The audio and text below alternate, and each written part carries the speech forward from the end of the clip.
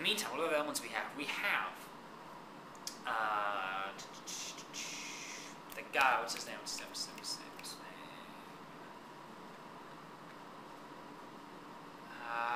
interesting name. The guy who figures out who Batman is. Even though that is also not exactly explained, because he finds that Wayne Enterprises has the blueprints to the Batmobile, but that doesn't tell you that Bruce Wayne is the Batman. It just anyone with access to Wayne Enterprises could be the Batman. Maybe it's Bruce Wayne's friend or something. Anyway, he apparently figures out it's Bruce Wayne specifically.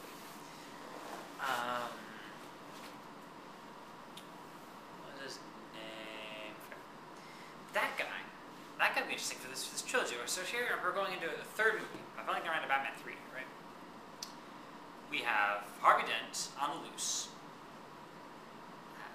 We have a guy who knows who Batman is, and, as was established in Dark Knight, went on television.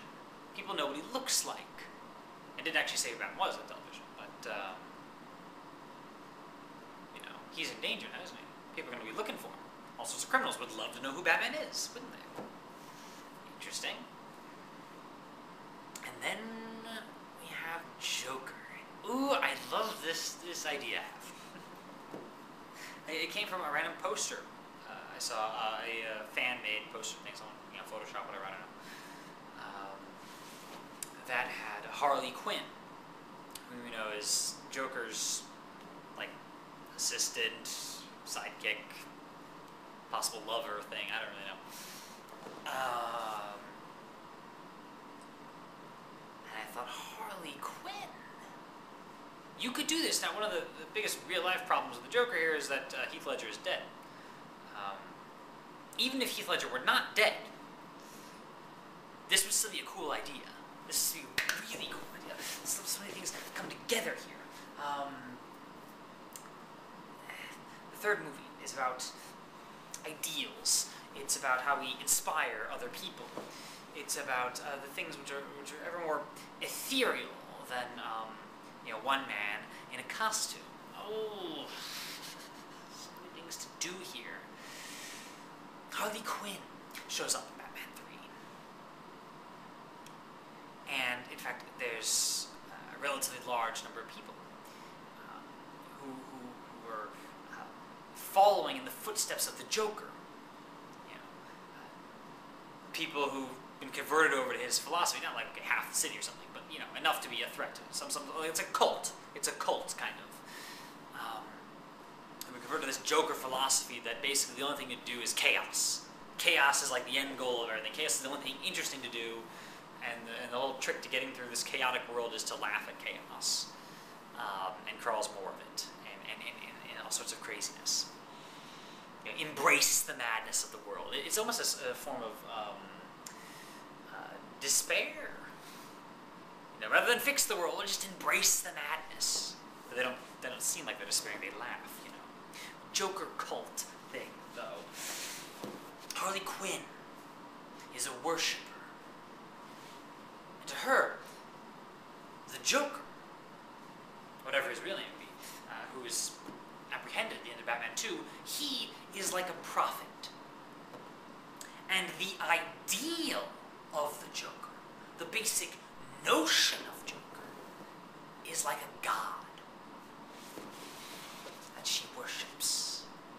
I love the spin. She could be like Joker, but also be kind of different than Joker. Sometimes a little bit of wide eyes. Like she knows some fundamental truth of the world, that madness is the only way or something. The Joker in Batman 3 would not escape from Arkham. Would not. He's actually removed from Arkham in the beginning, which is the only smart thing for Bruce Wayne to do, is to take Joker out of freaking Arkham, or whatever method, and put him in some other prison that's got a better track record. Even though this is the movie, so Arkham doesn't have, the decades-long track record that the comic books have of, gee, everyone always escapes. But I can imagine this, that by some combination of Bruce Wayne and Batman doing their thing, we get Joker transferred to an out-of-state Supermax prison. Like the West in the country someplace, right? It's entirely removed from Gotham. And perhaps even Batman specifically there to watch the transfer. He could be like actually in the freaking, armored car or whatever, in the darkness, but still there, just watching freaking Joker, keeping track of it. And furthermore, he's made all sorts of, reviews of the security of this Supermax prison where he's sending them, and he's checked out all the guards, to make sure they're trustworthy and so forth. You imply some of this, whatever. And for maybe half the movie or something, we assume that there's a plot on the part of the Joker cult to bust Joker out of jail, which is why we transfer him over and so forth. And it turns out that's not what they're after. And this is also great because the audience is going to assume Joker has to break out of jail. That's what Joker does. That's all he ever does.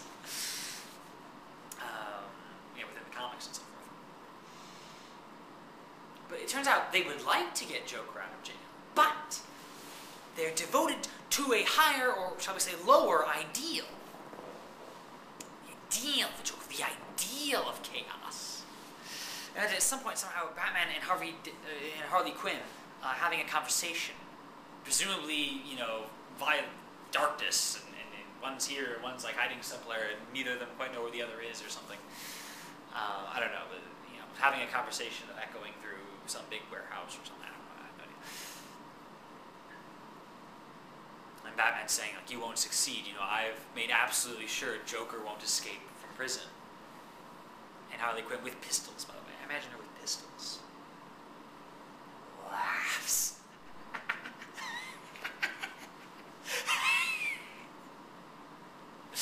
Laughs. Because Batman has truly been tricked here. He believes their whole point is to get physical Joker out of physical jail. But the ideal of Joker is greater than this. The ideal of Joker has already escaped, cannot be contained by a jail. Here he is, in the form of Harley Quinn, and in the form of all these followers. Oh my gosh, what sort of creepiness is that? If you do it right, if you write the lines right and everything, get the details right, the notion can be so freaking cool. The Joker is like a spirit. Joker is ethereal. That guy you fought the entire time during The Dark Knight, during Batman 2, he's just the tip of the iceberg. He's nothing. Oh, frick! That he's inspired other people to this way of madness. By the way, the crime situation. It occurred to me that Joker, when he talks to Harvey Dent in Batman 2, he might give him a card, a Joker card, and says, okay, keep track of the card. That's very important. It's very important, that card.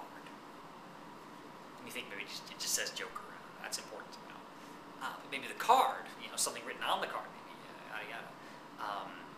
is a pass into the criminal world.